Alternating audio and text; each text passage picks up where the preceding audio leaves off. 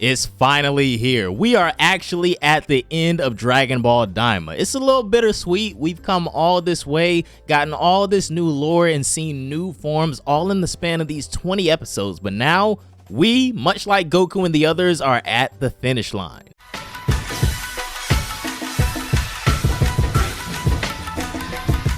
Things are intense in the final episode titled Maximum, as even as the episode begins, the first thing we really notice is that there's no intro this week. Instead, we're getting right into the action as Super Saiyan 4 Goku, who recently showed us in the previous episode that he can, at least for now, transform into Super Saiyan 4 at will, powers up to his max capacity and charges at Goma, landing a vicious initial punch that sends him crashing into the ground below and creating this massive crater. But just because Goku initially overwhelms Goma with his new power and speed doesn't necessarily mean that this is about to be a cakewalk. We've seen this for the past few weeks that the third eye is a massive obstacle to overcome as it renders stamina depletion for the user non-existent.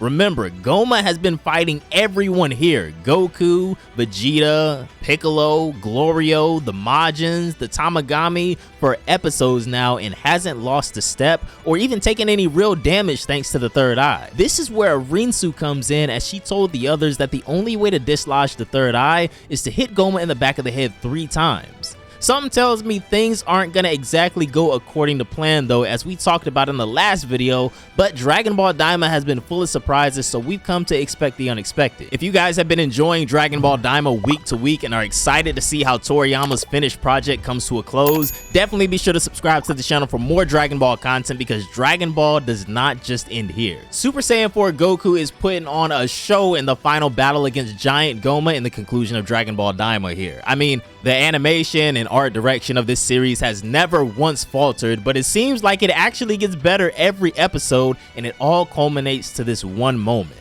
After that first crushing punch from adult Super Saiyan 4 Goku that nearly crumbles the arena that they're fighting on, Goma is quick to remind us that no matter what Goku and the others do, it just won't make a difference if he never loses any stamina or takes lasting damage. He fights through Goku's punch before hopping back to his feet and then clashing with Super Saiyan 4 blow for blow in this pretty impressive shockwave here. I mean, these two are neck and neck, but I'd be lying if I said that Goma didn't at least look a little worried with how powerful Goku is back in his adult body now. He's not having any issues whatsoever keeping up and even overpowering Goma, but as we see again, the third eye just keeps bailing him out. Honestly, this is one of the most annoying things the Z Fighters have had to deal with. Not quite as annoying as Majin Buu constantly regenerating from like the smallest little pink blob possible, but it's up there. Unfortunately, the same can't really be said for Goku, as even though he doesn't look physically exhausted yet, the wear on his body is becoming visible. This is when Goma creates a giant staff with his magic and makes a shower of ki blasts rain down on Goku, who only has his limbs to deflect them all away, but they're almost never ending. Eventually, he is able to fight his way through though and clash his fists with Goma, again creating this huge shockwave. Like I said before, these two look dead even at this point, which should worry Goma, because if Goku was fully healed and wasn't on his last drop of stamina, this battle might look totally different. Evident by Goku bear hugging the life out of Goma at one point, which is hilarious to see, just him manhandling a giant that's like 10 times his size. To escape, this is when Goma takes a page out of the handbook of the Rinnegan and Chibaku Tensei's Goku with nearby debris, trapping him in this massive rock. But of course, he's able to easily escape and creases Goma with another punch to the gut. Once again though, the third eye just keeps saving this guy's ass, but after seeing him take all these gut punches, I wonder if we do eventually see Dragon Fist, will the third eye save him from just getting outright impaled by Goku's attack? Unfortunately, after this last exchange, it's finally visibly apparent that Goku is reaching exhaustion, but there just hasn't been a solid opening for Piccolo to make his move yet, so unless something happens fast or Goku gets healed, it's not looking good. Still though, even with the odds against him thanks to the third eye, Goku still manages to crack that confident smile that we love so much. He powers up again and goes back to going blow for blow with Goma, who at this point, if it wasn't clear before, is much weaker than Goku without the constant help from the third eye. It's at this point, however, that he's able to grab Goku and toss him through the crust of the planet's surface and continues attacking him underneath by launching more orbs at him, but Goku is able to bypass these and goes back to putting belt to ass on Goma. Even with the third eye, there has rarely been a second in this entire exchange where Goku wasn't in the driver's seat, but there's really only one way to end this. As the third eye heals Goma again, Goku powers up beyond what we previously thought possible for him as he stands across from Goma ready to launch one of his strongest attacks. He fires a super Kamehameha. I swear I really wanted to call this a Kamehameha times 10, but I'm not going to GT you guys to death.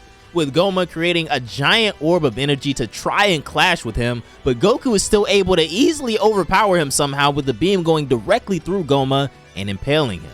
Kinda like what we asked about a few minutes ago, right? But just not Dragon Fist, unfortunately. Goku's attack was so massive and ridiculously strong and impressive that it literally tore a hole in the demon world and does the same thing to Goma.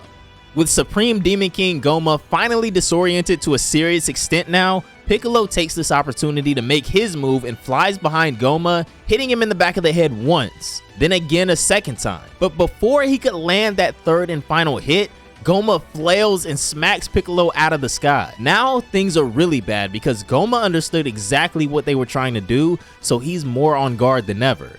He turns around realizing that he has to watch his back now for the others and shows off more insane power from the third eye as it completely repairs the wound to his torso. Not only that, but when Goku along with all the spectators try and jump in to stop Goma, he creates almost like this lethal force field of ki around himself for a pretty wide radius that doesn't allow them to move through. And just like that, he's completely healed himself from one of Goku's strongest attacks.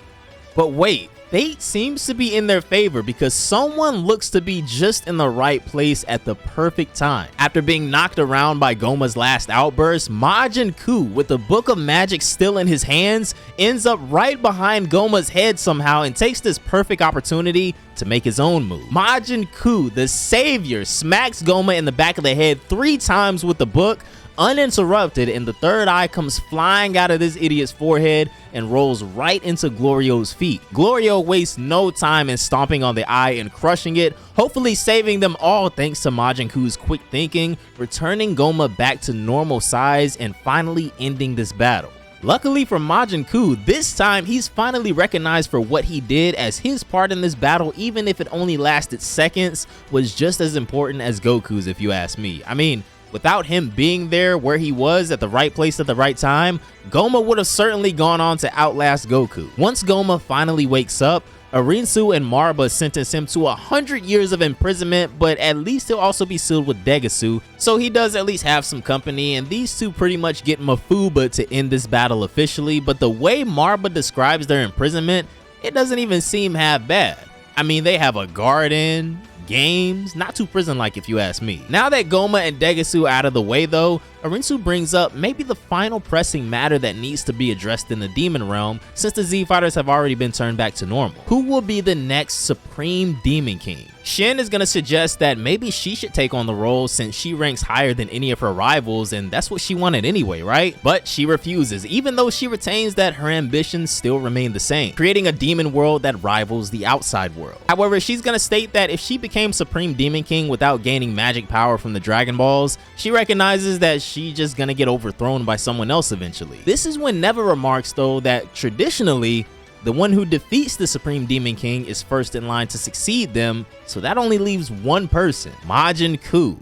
Yeah, that's right, my boys, Supreme Demon King Majin Buu to you guys, and he even spawns a cape to make it official. I guess sometimes things just work out how they should and not how we think, as we can see by the shock on everyone's face, but me personally, I think Majin Buu will make a fine Supreme Demon King, especially with Majin Buu by his side. He even chooses Arinsu to be his Vice Supreme Demon King and makes Marba, Neva, Majin Buu, and even Glorio and more ministers to his rule as well, stating their unique qualities and benefits that they bring to the kingdom. He even extends the offer to Goku and the others from the outside world, but they just rather go home at this point. Buu rallies everyone in the palace and, surprisingly to Neva, seems to already be relatively good at his job, and thus, the rule of Supreme Demon King Buu began from this day forth with no objections from anyone. After everyone settles down and things start to conclude, Pansy keeps her promise and gives Bulma the Magilite she asked for, which actually looks like a pretty sizable piece, but Pansy was able to get her hands on this much of it because she took it from Goma's warehouse in the palace. Over in front of the ship nearby, Majin Buu and Majin Buu pack up some giant cookies for Shin and the others to take back on their trip with them,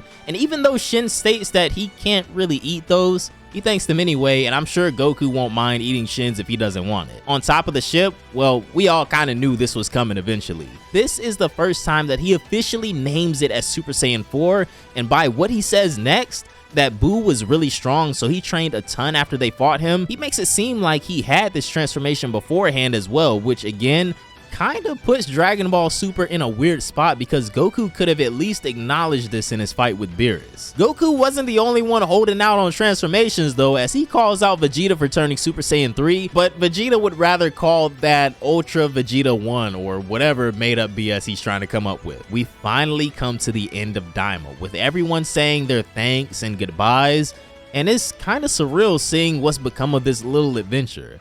I'm kind of sad, but I really enjoyed this whole experience, and I hope you guys did as well. Dragon Ball Daima officially wraps up with its 20th episode as Pansy and Glorio take Goku and the rest back to the outside world with a new knowledge, new power, and new friends. Oh, but they do make a pit stop back to the Bug Lady's store to get more revival bugs, but I think the most pressing thing that they find here is a jar of Tertian Oculuses on the back shelf.